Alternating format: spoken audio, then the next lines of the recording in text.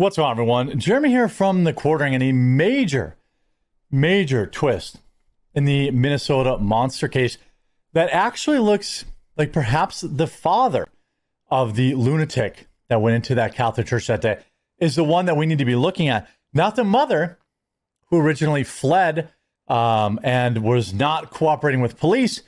The father has since basically gone into hiding on the internet after being found by reporter Andy No.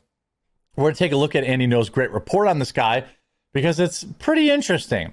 By the way, I know it's been a long time. I know you guys are always giving me crap about the coffee. I've tried to really dial it back, but I'm really hoping to have a big day today. Almost all of our coffee is now available on Amazon for free next day shipping, and a bunch of it is on sale, like cherry cordial and tangerine. We have our brand new flavors, blackberry cream and tiger's blood. We have our 5-pound bags on there for those of you that have subscriptions. We have all of our K-Cups. We have our butterscotch toffee, whole bean ground, everything. If you don't like flavored coffee, we have our Colombian, Ethiopian, dark roast. We have everything. Link in the description. I'm hoping today I can get you to give us a try if you drink coffee or you ever have people over, or you know somebody. Give us a try and leave a review. I would be insanely thankful for you. Link in the description. Secrets inside the Westman family. Has Mary Westman been wrongly vilified? Interesting. Mary Grace Westman has been demonized for her son's transition and subsequent attack, but new information reveals the public may have gotten it wrong. And hey, look, I don't always get it right, and that's why I made sure I was done for the day. I just finished my live stream. I saw this, and I was just about to get out and start grilling, but got to make things right if you mess up or if there's more information. And so please do share this video around just as much as any other ones too. I spoke to somebody who knows the family of the Minneapolis trans radical. According to the source, it was James Allen Westman, not Mary Grace Westman, who was the most affirming of Robert's gender dysphoria. Jim is very liberal, as I saw on his social media before he deleted it. Before and after the divorce, the couple's 5 children allegedly took to him for affirmation on choices their mother wouldn't support. So it sounds like the mom was actually based? I don't know. Mary Grace was very conservative and Jim was not. She had been involved in pro-life activism and had given birth to many children. Because of this dynamic, the kids always went behind Mary Grace's back to Jim for approval of doing things she didn't approve of.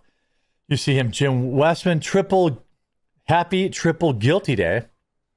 That's a reference, I assume, to Trump, or maybe, I'm not really sure. This is Derek Chauvin. He celebrated the conviction of Derek Chauvin. Okay. In the aftermath of the Annunciation Catholic Church incident last Wednesday, Miss Westman, 67, had been ruthlessly vilified by mobs on social media because her signature appeared on the court document that allowed Robert to legally transition as a minor. But this source believes Miss Westman was under immense pressure from professionals, doctors, and family. Well, we all know how the doctors push this, right? What do they say? Do you want a trans son or a dead one? That's a choice that they would use to bully parents into a lifetime of prescription drugs and life-altering surgeries. Anyway, but this source believes Miss Westman was all warning her that unless she signed, her son would take his own life. This threat is familiar line from mainstream trans groups, a transition or passing away. The online mob rage against Miss Westman grew as Minneapolis police said she wasn't returning contact with them from her home in Naples. She also retained a criminal defense lawyer, but it's not unusual for someone to not speak to law enforcement without retaining counsel. Her Florida home was visited by the FBI after the incident, but no one appeared to be there. According to local media, she was reportedly already on her way back to Minnesota to be with her children. Mr. Westman lives in Minneapolis and is a geographic information systems application developer for tech company Esri. The company is a world leader in developing software for digital maps.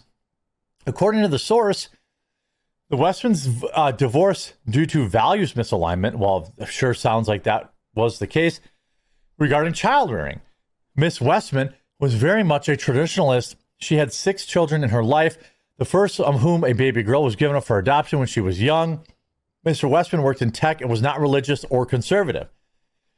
After the divorce, the father kept the family home in Hastings, Minnesota. He later took on a new partner. Miss Westman relocated to a small condo in Eagan, Minnesota before moving to Florida in 2022.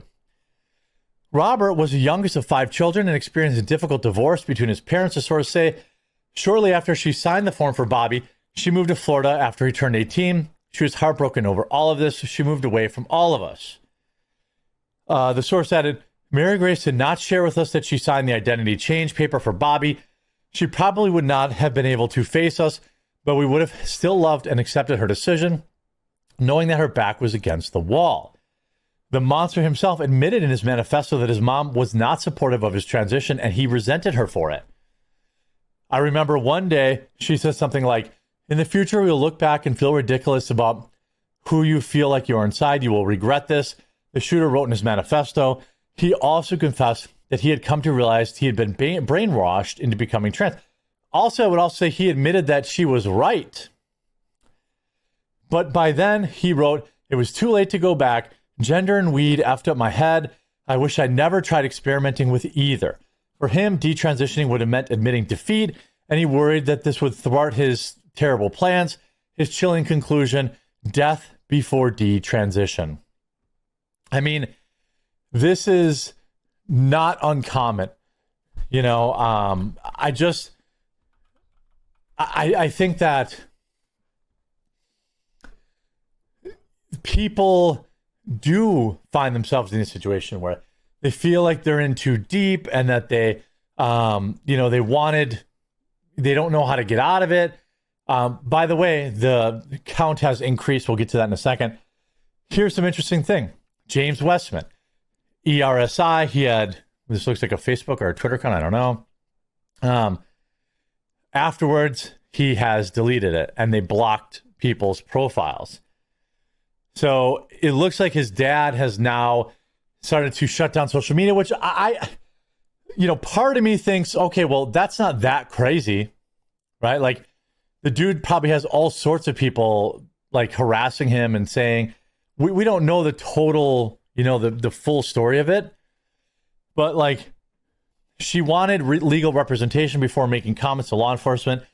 I actually think that's good. Just look what they did to Daniel Penny. Look what they did to Daniel Penny. They pretended they were his friend, and then they tried to ruin his life and put him in prison for life. This poor woman, she's much of a victim as the kids are. Almost impossible to stop the transition once the kid and another adult are bullying you into it. Two things can be true. The father is a weak man who enabled his son's delusions, and the mother betrayed her Catholic faith by applying for the name change. Devout Catholics don't do that. I mean, I guess, people say that he was a CIA consultant. There seems to be no actual proof of that. It seems like this woman did the best she could, and the dad was some lib-cuck weak guy, and he wanted out. He let the kids do whatever they wanted, and, this could not have aged worse. Posted just hours before the horrific Minneapolis incident. Minnesota governor says, you see r/comic, one of the biggest threats to American children are dangerous woke ideologies. Really, I would have guessed it was these school incidents. Well, interestingly enough, that was just, those two are, the Venn diagram of those two incidents seem to interconnect. Now, Mass has resumed at Annunciation Catholic Church, but there's some new news. A tragic shooting at Annunciation Church in Minneapolis. 2 children were killed, 8-year-old Fletcher Merkel and 10-year-old Harper Moisky. 15 other children and 3 adults were also hurt. As for the gunman, police say they opened fire. Now, Minneapolis police announced Sunday that they had identified 3 new victims of the incident. Minneapolis police announced on Sunday they learned of 3 new children who were injured at the incident, increasing the victim count to 23. I mean, I don't know what that means. Like, did they skin their knee? Did they get out of there and the parents hit it? I don't know. What's interesting is, it seems like people knew this was going to happen. It seemed like he even said, this guy, he said, that he had dropped signs and he was worried about people, you know, he was worried about people stopping him. He didn't want to give up on his trans ideology because that would have been a failure. So instead, he decided he wanted to take the lives of a bunch of little children. Anybody who says that that the trans ideology wasn't part of this is just gaslighting and lying. This kid got indoctrinated. That indoctrination was, you know, reinforced by his father and society. And then you have people like Rosie O'Donnell actually apologizing. Listen to this. Hi, everybody. It's Rosie O'Donnell, star of the Flintstones. Listen. From 100 years ago. I have a cold sore. I know. Happens. Get run down, you know. Anyway. The herp. I know a lot of you were very upset about the video I made before I went away for a few days. I didn't go online and haven't seen them till today. But you are right. I did not do my due diligence before I made that emotional statement. And I said things about the shooter that were incorrect. I assumed, like most shooters, they followed a standard MO and had standard, you know, feelings of you know, NRA-loving kind of gun people. Not a single person in the past 10 years who have committed one of these acts is a NRA-loving gun person.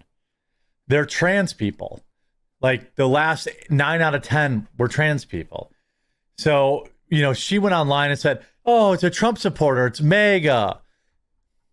Well, some things do get, I apologized. There's more information. I brought it out, and even Rosie O'Donnell can too. So I hope you're informed by this video. I hope you'll try out some of my delicious coffee. It's all available on Amazon, free next day shipping. Pick up the cherry cordial and tangerine before they're gone. And make sure you get the tiger's blood and blackberry cream, or a blueberry cobbler, or strawberries and cream, or our Colombian roast. We've got everything. Everything all those big coffee companies have, we have it available for you. But we need you, and we need your support. I hope you'll check it out, and we'll talk to you again real soon.